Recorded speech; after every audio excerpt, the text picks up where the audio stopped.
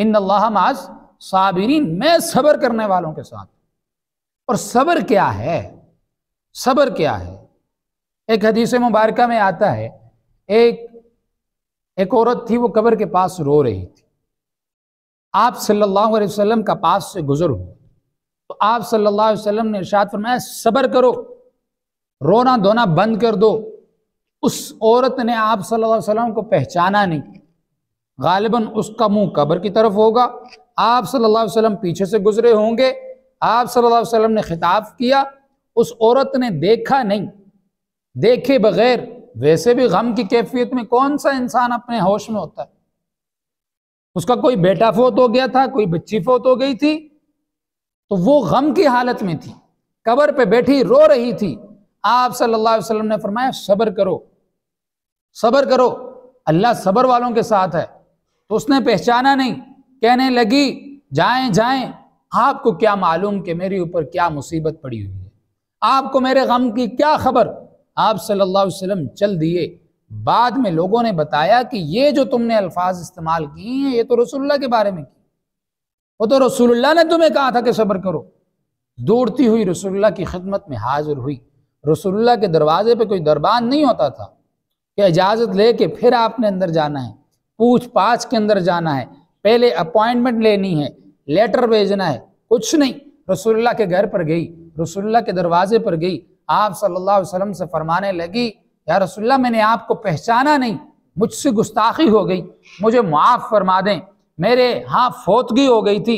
आप सल्लल्लाहु अलैहि वसल्लम ने फरमाया, कोई बात नहीं, लेकिन याद रखो सब्र तो पहले सदमे पर होता है, सब्र तो पहले सदमे पर होता है। ये जो हम अपनी तमाम तर सलाहियतें कोशिशें लगाने के बाद, रोने धोने के बाद, सीना पीटने के बाद, कोई भी मुश्किल आ गई, फौरन सबसे करीबी बंदे को कॉल कर ली, अपने तमाम तर वसाइल इस्तेमाल कर लिए, उसके बाद जब कुछ न बना फिर इंसान कहता है मेरा तो सब्र है। ये सब्र नहीं होता, ये आप बर्दाश्त कर रहा है। बर्दाश्त और सब्र में यही फर्क है कि जैसे पहला सदमा पहुंचा उसी वक्त पढ़ लिया इन्ना लिल्लाहि व इन्ना इलैहि राजिऊन, उसी वक्त सब्र कर लिया कि मेरा मामला मेरे अल्लाह पर है। पहला सदमा पहुंचते ही अल्लाह के हवाले कर देना, इसको सब्र कहते हैं। सारे रोने धोने के बाद चीजों को अल्लाह के सुपुर्द कर देना, ये तो बर्दाश्त है। अब तो तेरे बस में कुछ है ही नहीं, इसलिए तो अल्लाह ताला के सुपुर्द कर रहा है। इसलिए जब भी कोई मुसीबत आए, याद रखें, फार्मूला मैंने आपको बता दिया। पहली चीज, इस चीज का अंदाजा लगा लें आपके ऊपर कोई अजाब है या आजमाइश है। अगर अल्लाह से दूरी पैदा हो रही है तो याद रखें ये अल्लाह ताला की तरफ से कोई अजाब है।